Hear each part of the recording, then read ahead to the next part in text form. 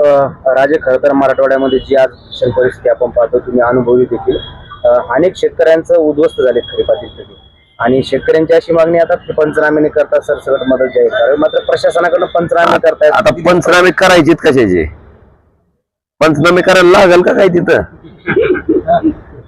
सगळंच गेले तिथं लागल का काय? म्हणजे पंचनामा कशाचा काहीतरी लागल ना तिथं नाहीच. काय तर कशाचा पंचनामा करता होता?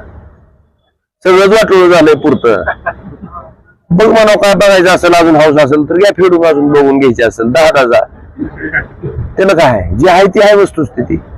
आणि ह्याच्यात आता सत्ताधारी विरोधक किंवा आम्ही काय केलं, तुम्ही काय केलं, आम्ही किती दिलत, तुम्ही किती दिलत, या दलिंदर राजकारणात जाण्यापेक्षा आज शेतकऱ्याला असं आहे की बाबा माझ्या पदरात काय पडतंय, आज माझं पीक वाहून गेले, आज माझी माती वाहून गेली, आज माझी विहीर बुजली, आज माझं सगळ्या घरातल्या संसारोपयोगी सामानाचा चिखल झालाय, बँका माझ्याकडे कर्ज फेडण्यासाठी नोटिसा टाकतायत, लेकरं मला फीस भरण्यासाठी पैसे मागतायत, जी शेती वाहून गेली ती नीट करायचा प्रश्न माझ्या पुढे आहे, मी जगायचं कसं हा प्रश्न त्या शेतकऱ्या पुढे आहे.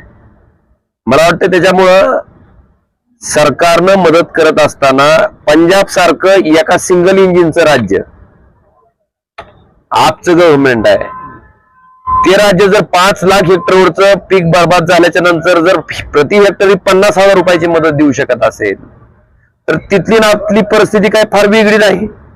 महाराष्ट्र तर प्रगत राज्य आहे, सगळ्याच्या पुढे जाणार राज्य आहे. महाराष्ट्राने ती मदत द्यावी. आणि मी काही जबाबदार नेते मंडळीचे स्टेटमेंट ऐकले की पैशाचं नाटक करता येत नाही. बिलकुल नाटक करूच नका.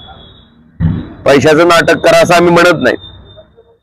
तुम्ही प्रकल्पासाठी लाखो कोट्यावधी रुपयाचं कर्ज काढता. 2.5 लाख कोटी कर्ज असलेल्या महाराष्ट्रावर आज 10 लाख कोटी कर्जाचा बोजा झालाय, तो प्रकल्पासाठी. पण इथं शेतकरी जगण्यासाठी झगडतोय, त्याचा उदाहरण भागवण्यासाठी झगडतोय. तर त्या शेतकऱ्याला जिवंत ठेवण्यासाठी जर अजून 2-4 कोटी रुपयाचं कर्ज काढलं तर काय बिघडणार नाही. 2-4 लाख कोटीचं कर्ज काढलं तर बिघडणार नाही. बिलकुल काढावं, मी समर्थन करेन त्याचं. आणि अशा पद्धतीचा निर्णय घेऊन पंजाब इतकी किमान हेक्टरी 50,000 रुपये इतकी तरी मदत सरकारनं तातडीनं करावी. आणि जे विधानसभेच्या पूर्वी तुम्ही आश्वासन दिलं होतं की आमचं सरकार तिथं बसलं की आम्ही शेतकऱ्याचा सातबारा करू कोरा, आणि सरकार आल्याच्या नंतर महाराष्ट्राच्या विधिमंडळाच्या इतिहासात एवढ्या प्रचंड बहुमताचं सरकार कधी आलेलं आपण बघितलं नाही. शेतकऱ्यांनी विश्वास ठेवून तुम्हाला मतं दिली.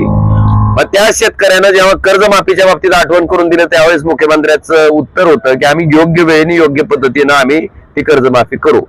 तर सन्माननीय मुख्यमंत्री महोदय